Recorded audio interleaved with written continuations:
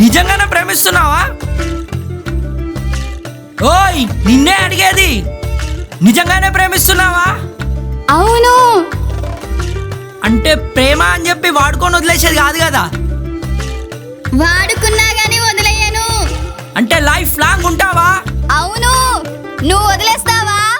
బంగారాన్ని ఎవరైనా వదిలేస్తారా? ఓయ్ ఇంతకి నీ పేరేంటి? ఇప్పుడే అన్నావు కదా బంగారం అని. ఏ చెప్పు, నాకు ఆత్రం అవుతలేదు. ప్రియా.